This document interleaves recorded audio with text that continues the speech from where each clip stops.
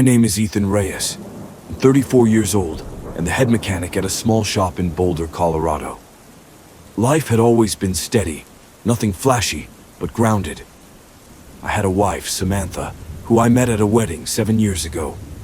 She was sharp, funny, and always knew what to say in a room full of strangers. We moved in together within 6 months, married the year after, and built a modest but meaningful life. Our weekends were filled with house projects, me with the tools, her with the color palettes, and we slowly transformed a rundown house into our shared dream. But sometimes, dreams turn to fog.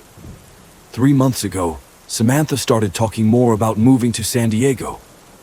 Better opportunities, she said. She never outright said she was unhappy, but the silence between us grew louder. I brushed it off as a phase. Every marriage has its rough patches, right? That belief crumbled on a Thursday afternoon. I went to the doctor thinking I had a lingering cold, maybe bronchitis at worst. But after a few tests and a biopsy, I heard words that stopped the world. Stage 2 lymphoma. The doctor said it was treatable, but it would be a long road. My chest felt tight, not just from fear, but from the weight of what this would mean for us. I walked out of that clinic in a daze and called Samantha from the parking lot. Told her I had news and asked her to meet me at home. She said she had errands and would be back later. That was the last time I heard her voice. When I got home, I knew something was wrong the moment I stepped inside. Half of our closet was empty. Her suitcase was gone. The wedding photo that had sat on our nightstand for 5 years was missing. Then my phone buzzed. A text. Just 5 words. I didn't sign up for this. Beneath it was a screenshot of our joint bank account, completely drained. $38,000. Everything we'd saved for emergencies, renovations, maybe even kids one day. Gone. I stared at the screen for what felt like an hour. Then I typed 2 words. Take care. I didn't scream, didn't cry, didn't throw anything. I walked out to the back deck, opened a beer, and watched the sun sink behind the Rockies. Everything inside me was burning, but I stayed still. Not because I wasn't hurt, but because the hurt had hollowed me out. My neighbor Mike spotted me and came to the fence. "Everything all right?" he asked gently. I managed to say, "Got some bad health news. She didn't take it well." He nodded, didn't push. Just said, "Let us know if you need anything. Jenna makes a great casserole." That kindness nearly broke me. That night I pulled out a folder my Uncle Rick had given me a month earlier. He's a retired estate planner and had helped me get my affairs in order when my grandfather left me a small plot of land up north. Back then, I thought I was protecting Samantha. Now, I was trying to salvage what little she hadn't taken. I had already begun setting up backup accounts and drafting a new will. I had even listed Samantha as co-owner on my '68 Camaro, but hadn't filed the paperwork yet. Thank God. I called Uncle Rick late that night and said, "Remember when you said everyone needs to protect the people they love? I need to undo all of that." He asked if I was okay.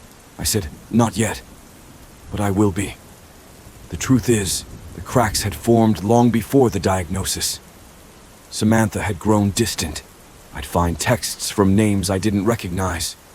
She'd talk about her friends' husbands, lawyers, executives, guys with 6-figure salaries and weekend lake houses. Once, she even said, "Don't you want more than just fixing cars the rest of your life?" I shrugged it off at the time, but it stayed with me. Still, I never thought she'd leave. Never thought she'd run at the first sign of real sickness. A few nights before the diagnosis, we had dinner together.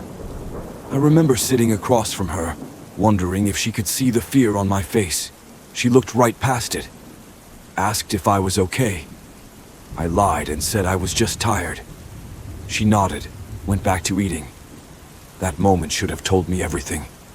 3 days after she left, I sat in a chemo chair for the first time. The nurse asked if my ride was outside. I lied again, said my wife was out of town. She gave me a soft smile, patted my arm, and told me I'd get through this. I wanted to believe her. I I wanted to believe someone could still show up for me. After Samantha left, and I began chemotherapy alone, I told no one but my neighbor Mike and my sister Sophie what had really happened.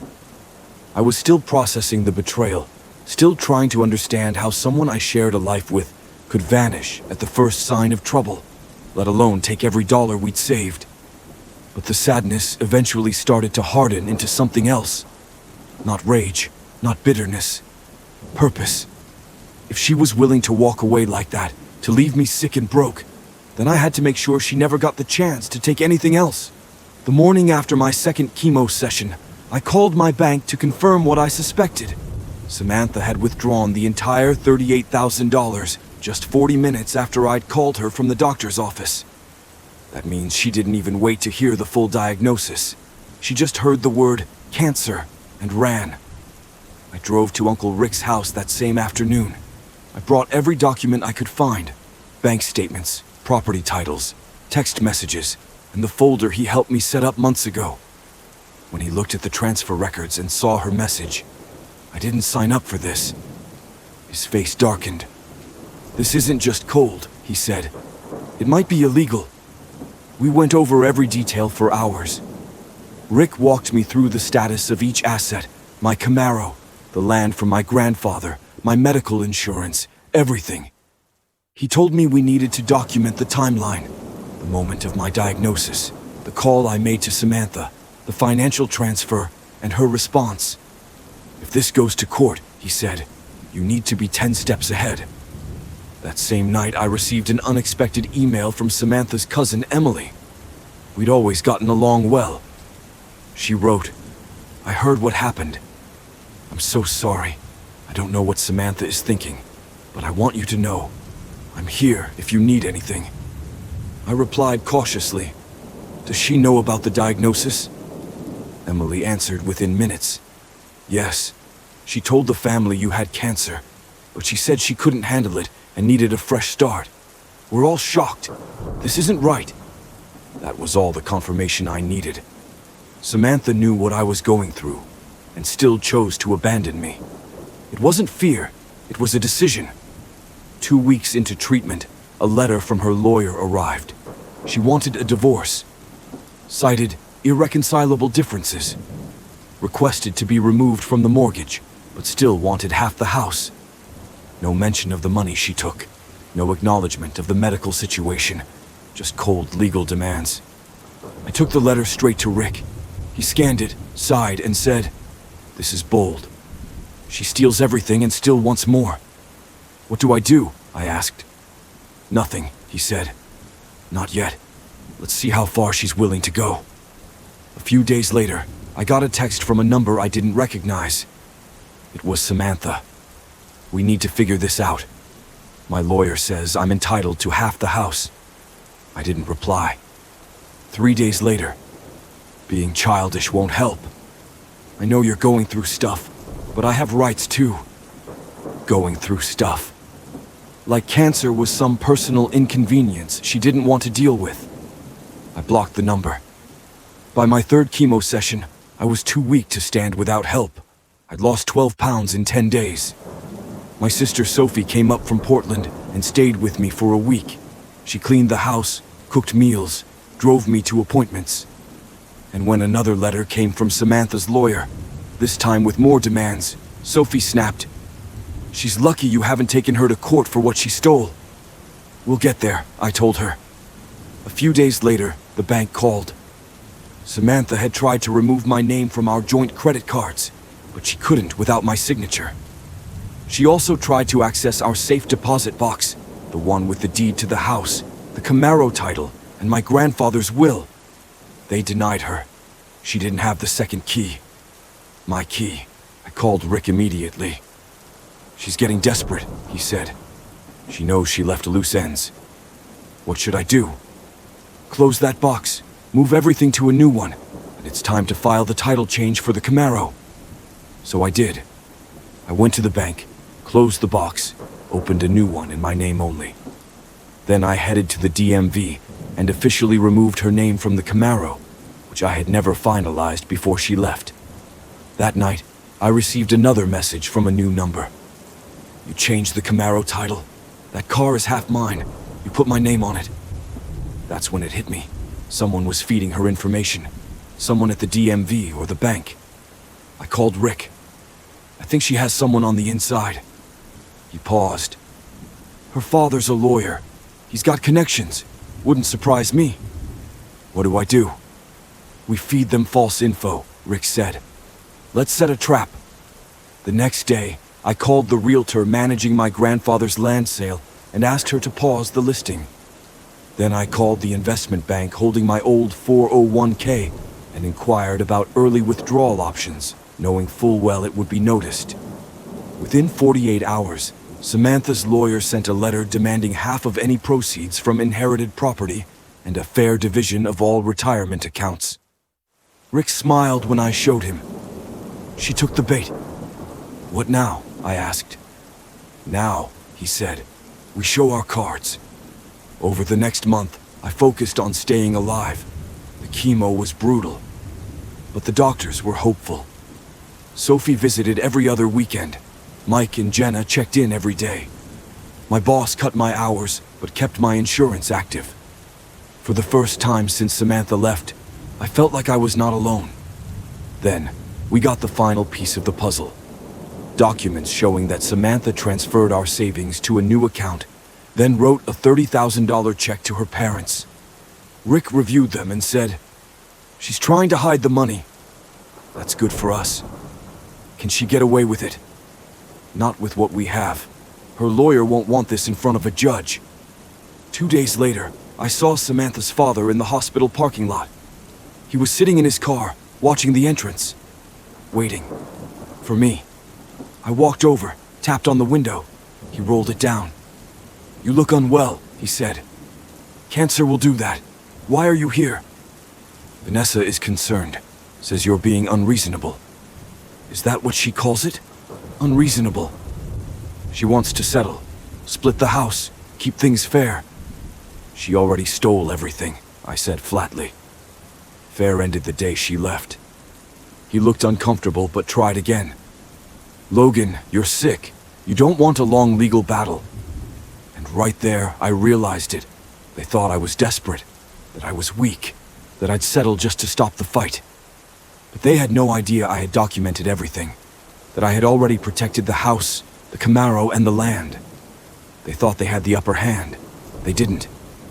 I told him, "You'll have my response by Friday." And I walked away. Friday arrived, and with it, the end of my silence. My legal team, Uncle Rick and Catherine Chen, a sharp real estate attorney he'd brought on board, sent Samantha's lawyer a complete divorce filing. It was no longer just a response. It was a counterattack. Attached were the bank records, showing she drained our account immediately after my diagnosis. The text message where she wrote, "I didn't sign up for this." Witness statements from Emily, her cousin, confirming Samantha knew about my cancer and chose to leave anyway. The check she wrote to her parents to hide the money.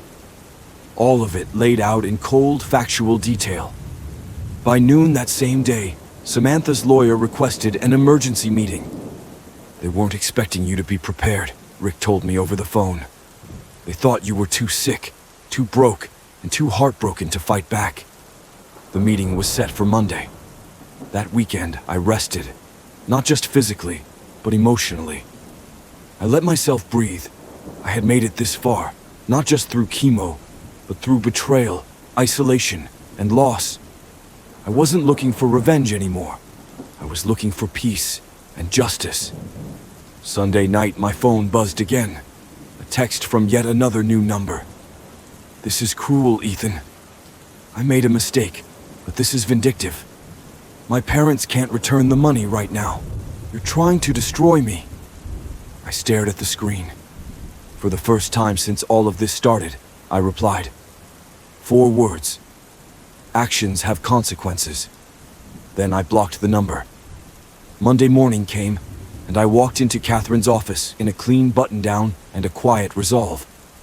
Samantha was already there with her father and a sour-looking lawyer in expensive glasses. She looked tan, rested, like she'd spent the last 3 months on vacation while I'd been fighting for my life. She wouldn't meet my eyes. Her lawyer began. "We've reviewed your filing. While we disagree with the tone, my client is open to negotiating a settlement to avoid unnecessary conflict." Catherine cut in without blinking. "This is not a negotiation. This is a courtesy meeting before court proceedings. Your client abandoned her husband immediately after his cancer diagnosis, drained joint accounts, attempted to hide assets through third parties, and is now seeking further compensation. We have documented everything." Samantha shifted uncomfortably in her seat. Her father tried to interject. "Surely, we can work towards something more reasonable." Catherine didn't even let him finish. "Your daughter transferred emergency medical funds to your account. We have the check. If the money is not returned immediately, we will name you as a co-defendant for accepting stolen marital assets." The room fell silent. Samantha's lawyer cleared his throat. "What exactly are you demanding?" Catherine laid it out calmly. Samantha would return the full $38,000. She would relinquish all claims to the house, the Camaro, the inherited land, and any retirement accounts. She would also cover all legal fees. In return, we would not pursue criminal charges for fraud and financial abandonment. Samantha's father muttered, "This is robbery." "No," Catherine said. "Robbery is what your daughter did. This is justice." The meeting ended with them asking for 48 hours to consider the terms. As we walked out, Samantha tried to catch my eye. I didn't give her the satisfaction. I just kept walking. 2 days later, Catherine called. "She signed everything," she said. "Full return of funds, full property release. It's done." But it didn't feel like a victory. It felt like the closing of a book I once thought I'd read for the rest of my life. Still, for the first time since my diagnosis, I slept through the night. 30 days later, a cashier's check arrived. $38,000. I drove straight to my oncologist's office and paid down every outstanding bill. Julia, the nurse who had been with me since the beginning, was working the front desk. "You're looking better," she smiled. "Numbers came back good last week." "Feel better too," I said, sliding the check across the counter. She glanced at it. "Insurance came through." "Something like that." A week later, I finalized the divorce, signed the papers in Catherine's office. I felt not happy, not relieved, just done. "What now?" Rick asked as we left. "Finish treatment, get better, figure out what's next." He nodded. "The land sale closes next month. That's another $65,000. And if you decide to sell the Camaro..." "Not yet," I cut in. "I'm not ready to let go of everything." That night, I sat on my back deck with a glass of water, watching the sunset. My nausea had faded. My hair was starting to grow back, uneven and patchy. But mine. The doctors were using words like responding well and promising outlook.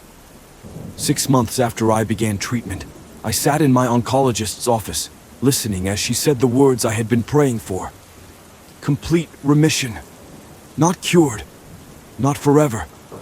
But for now, the cancer was gone. That evening, I made 2 phone calls. First to Sophie, who cried and laughed through the entire call. Then to my old friend Joel in Missoula, Montana. He'd been offering me a job at his custom auto shop for years. "You still got space for me?" I asked. "Hell yes," he said. "When can you start?" A month later, I sold the house in Boulder. Bought a small cabin outside Missoula, with mountain views, 2 bedrooms, a garage big enough for my tools, and the Camaro. Mike and Jenna came to say goodbye. "You doing okay?" Mike asked. I thought about it for a moment, then nodded. Getting there. 3 months into my new life, my phone buzzed. A text from a number I didn't recognize, but I knew who it was. "I heard you're in remission. I'm glad. I know you won't believe this, but I think about you often. I was scared and selfish. I'm sorry, Ethan, for everything." I stared at the message for a long time. Then I typed back, "I survived. Be well." Blocked the number. I walked into the garage, picked up a wrench, and got to work on the Camaro. Not to sell it anymore, but to restore it, for me. This time not as part of a couple, not for anyone else's dreams, just mine.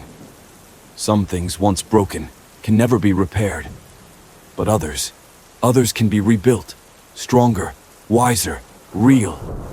I was one of them.